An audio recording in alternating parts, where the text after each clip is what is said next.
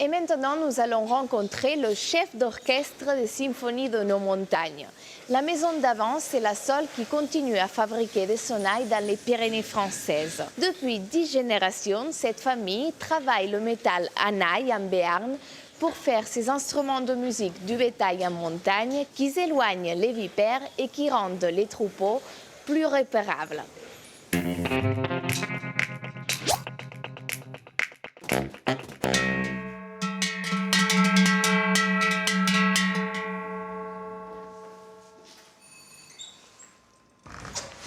Bonjour. Bonjour. Bonjour madame. C'est ici les cloches de Naï? Oui, c'est ici, mais il ne faut pas dire cloche. Pourquoi? Parce que les cloches sont en bronze fondu, tandis que les sonnailles sont en tôle d'acier brasées au four en vase clos.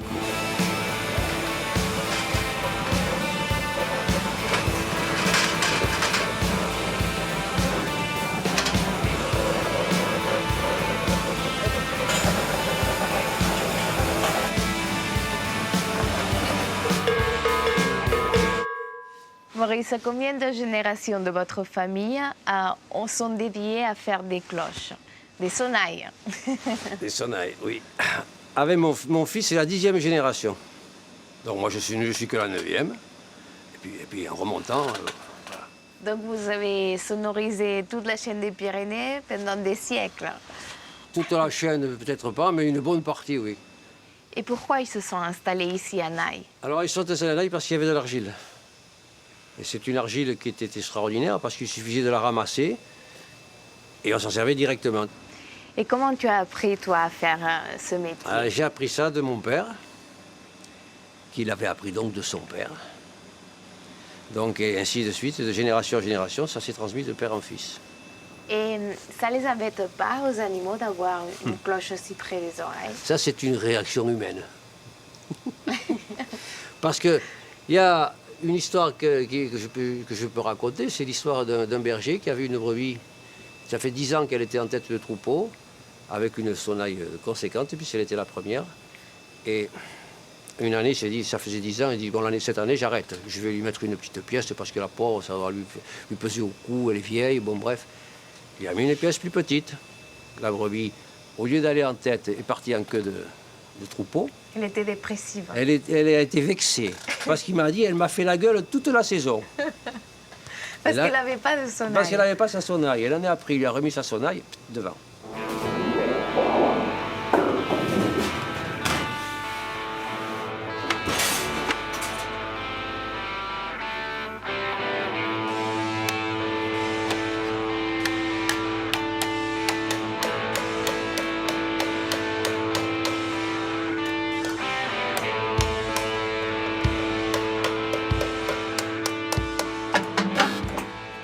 On va passer les pièces au four. Pourquoi est-ce qu'on les brase? C'est parce qu'une fois qu'elles sortent du façonnage, voilà comment elles vont sonner. Donc c'est pas très joli, ça fait un peu le bruit d'une casserole, je dirais même d'une mauvaise casserole. Alors par contre, donc, le fait de les passer au four, voilà, c'est, vous voyez, 2 numéro 2, les deux ont la croix, donc c'est bien le même modèle. D'abord, ça change la couleur. La couleur, évidemment, puisqu'on va faire un apport de laiton, et puis après, surtout, le son.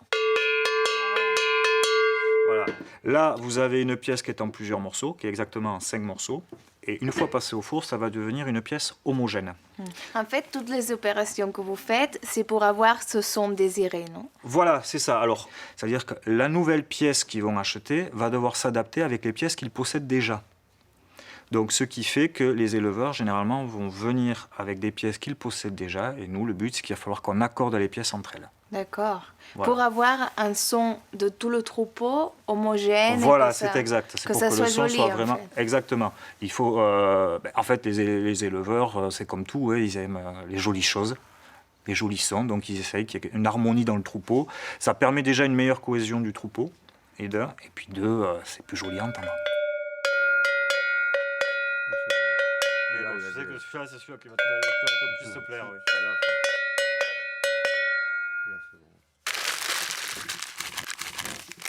Voilà, donc là, les pièces sont enveloppées pour pouvoir les envelopper dans l'argile. Maintenant, ce que je vais faire, c'est que je vais rajouter du laiton. Je vais en rajouter à l'intérieur. Ah, d'accord. Pour pouvoir braser l'intérieur de la pièce. Donc, on va utiliser des plaques de laiton comme ceci. Alors, par contre, pour chaque pièce, il va y avoir un poids défini de laiton.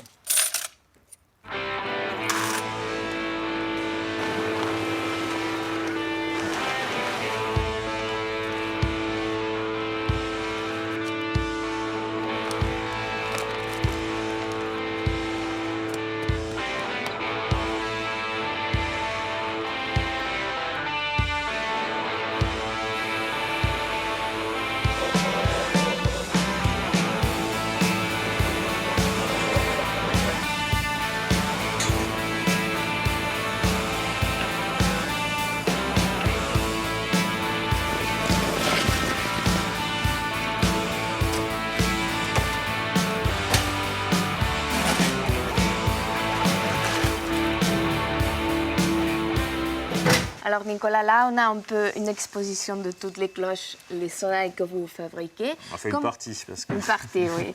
Mais comment on fait la différence entre les sonnailles des vaches et celles de brebis?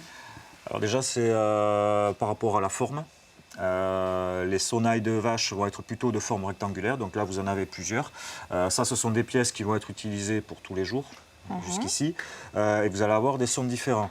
Par exemple, les deux pièces que vous avez là vont avoir un son qui sera plutôt aigu, contrairement à celles-ci qui vont avoir un son plutôt grave. En montagne, ils vont plutôt prendre des sons graves parce que les sons graves percent le brouillard, donc on repère les bêtes plus facilement. Par contre, à l'inverse, quand ils sont en plaine et notamment en milieu boisé, ils vont privilégier les sons aigus qui se réverbèrent très bien sur la végétation. En fait, ça rebondit sur les arbres, donc les sons s'entendent mieux. Les petites qui sont devant, là, ce sont des modèles qui vont être utilisés pour tous les jours. Alors, ces pièces-là peuvent être utilisées pour des génisses ou pour des vaches adultes, tandis que des pièces comme ceci vont plutôt être utilisées pour des vaches adultes. Ça, c'est une pièce qui va être utilisée pour les dominantes, c'est-à-dire celles qui sont en début de troupeau. D'ailleurs, je vais vous la faire sonner. Pour la transhumance. Pour la transhumance, même. Alors là, ça, c'est très sonore. C'est ce qui va permettre de donner la cadence au troupeau lors de la marche. Ça va la donner pour le troupeau, mais pour les hommes aussi. Parce qu'au bout de 4 ou 5 heures de marche, mais en fait, que ce soit le bétail ou les humains, ils vont se caler sur le rythme des sonnailles pour marcher. Et les brebis, ils ont une forme plus arrondie. Alors, pour les brebis, là, il y a beaucoup plus de formes. Alors, vous en avez comme ceci en forme de poire renversée. Alors, celles-ci, là, c'est, je vais dire, les pièces les plus graves que l'on va fabriquer. Et après, devant, là, vous avez des pièces qui vont être utilisées, par contre, tous les jours. Donc, vous voyez, même dans cette forme-là, on a des petites comme ça. Et ça, par contre, ce sont des pièces qui vont être utilisées vraiment pour tous les jours. Voilà. On peut les avoir soit sans motif particulier, c'est-à-dire les clients nous les demandent simples, ou alors ils nous les demandent personnalisées. Donc là, l'éleveur a voulu qu'on mette la tête de brebis, et de l'autre côté, on a fait un Edelweiss. Voilà. Mais après, voilà. Et après, on a toute une gamme de dessins, c'est-à-dire que les éleveurs, en fonction de leur goût, vont pouvoir créer leur propre motif. Et il y a des éleveurs ou des bergers qui ont encore des cloches qui sont fabriquées pour ton arrière-grand-père. Ah oui, il existe encore des pièces, des éleveurs, certains éleveurs, oui, ont des pièces qui ont été fabriquées par mes ancêtres, par mon grand-père, voire par mon arrière-grand-père.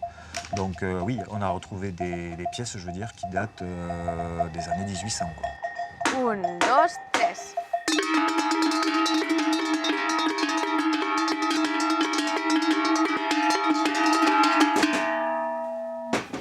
Au son des sonnailles, on arrive à la fin de ce Pyrénées-Pyrénéos. D'ici à la prochaine émission, venez nous rencontrer sur notre site internet pyrénéespyrénéos.france3.fr.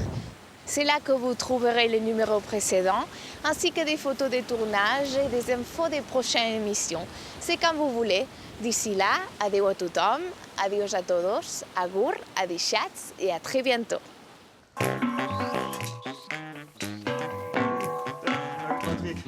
Qu'est-ce que tu t'amènes? Moi, toujours la même chose. T'as encore, je te dis, à chaque fois, il faut que tu enlèves les cailloux et que tu les amènes en montagne. Oui. Tu vas avec un sac et tu les mets dans le sac. Comme ça, il y en aura un peu moins après. Bon, qu'est-ce qu'elle a? Elle est juste cabossée? Oui, c'est mâché de ce côté ici. Ouais, bon, ça c'est pas... Bon, c'est trébuché un peu, ça va pas aplatir un peu, mais c'est pas méchant.